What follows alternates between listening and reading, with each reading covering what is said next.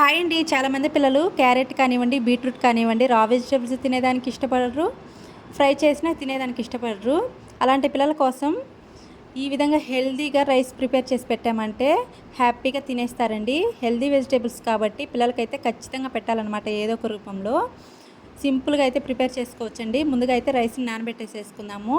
ఒక పాత్ర అయితే పెట్టేసేసుకొని 2 స్పూన్ల వరకు ఆయిల్ వేసేసుకుందామండి. ఆయిల్ కూడా ఎక్కువ పట్టదనమాట.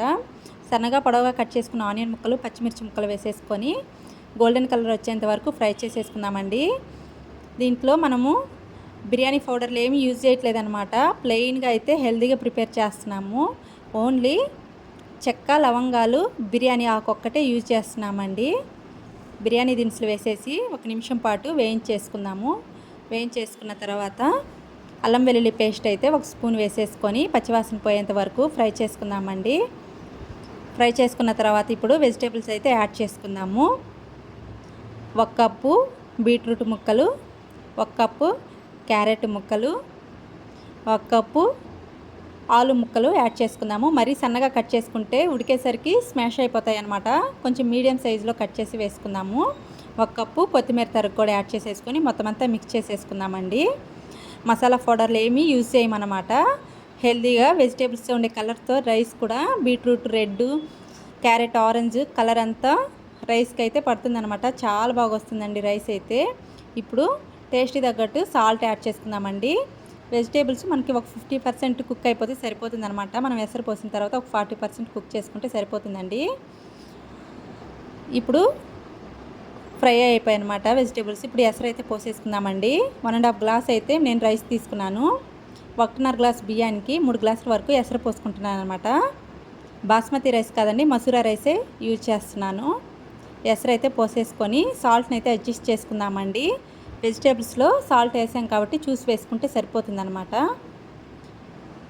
చూసారు కదా, వాటర్ కూడా కలర్ఫుల్గా ఉన్నాయన్నమాట. ఇప్పుడైతే ఎసరు అయితే వచ్చేసిందండి. ముందుగా నానబెట్టేసుకున్న బియ్యాన్ని ఎసట్లో అయితే వేసేసుకుందాము.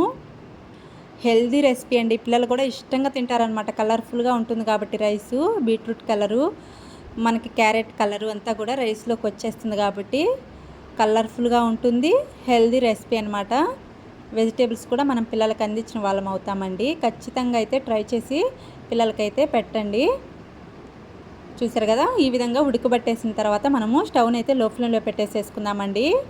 ఒక 10 మినిట్స్ పాటు ఫైనల్గా అయితే రైస్ అయితే రెడీ అయిపోయిందనమాట. పైనుంచి కొంచెం కొత్తిమీర అయితే యాడ్ చేసేసుకుందాము. పెరుగు రైతా కూడా ప్రిపేర్ అయిపోయిందనమాట. పెరుగు రైతా లేకుండా కూడా ప్లెయిన్గా కూడా తినేసేయచ్చండి. అంత కమ్మగా ఉంటుందన్నమాట. మనం వెజిటేబుల్స్ వేసుకున్నాం కాబట్టి చాలా బాగుంటుందండి. మంచి ఫ్లేవర్ అయితే వస్తుందన్నమాట. ఇప్పుడైతే ఒక ప్లేట్లోకి అయితే సర్వ్ చేసేసుకుందామండి. చూసారు కదా ఎంత కలర్ఫుల్గా ఉందో రైస్ అయితే. మనము ఏ మసాలా పౌడర్లు యూజ్ చేయలేదన్నమాట. ఓన్లీ అల్లం పేస్టు, బిర్యానీ ఆకు అవే యూజ్ చేసాము. ఫైనల్ లుక్ అయితే ఇది. పెరుగు చట్నీతో సర్వ్ చేసుకుంటే టేస్టీ వెజిటేబుల్ పులావ్ అయితే రెడీ అయిపోయిందండి. చూసారు కదా ఎంత కలర్ఫుల్గా ఉంది. ఈ వీడియో మీకు ఎలా అనిపించింది చిన్న కామెంట్ చేసి ప్లీజ్ సబ్స్క్రైబ్. బాయ్ అండి.